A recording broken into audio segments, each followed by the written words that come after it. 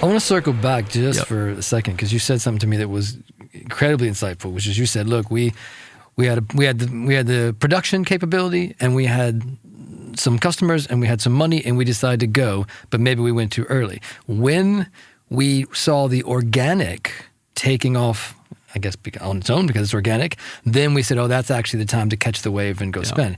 And I think there's a ton of entrepreneurs in this consumer space that would be in the first bucket. Like, okay, we made the product, we have a business plan, we raised some money, now let's go buy our way into the market. Yeah. And I think it's worked for some and not for others. But do you mind spending a minute on that? Like, what's the difference between those 2 points, and how did you know? This was a different time, I think. Back then, 2013, it was fairly easy to grow organically on the major social channels. Right now, you probably would have to buy your way in some way, shape, or form. You have to buy your way to organic growth.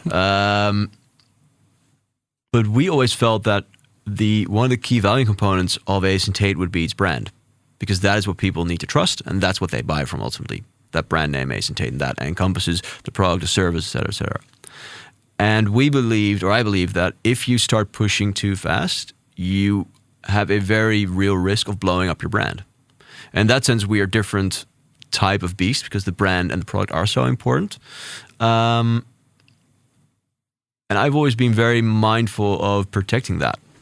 When you play more of an arbitrage game selling other people's products, it's very different. Then I think it's just spending until your ROI is no more.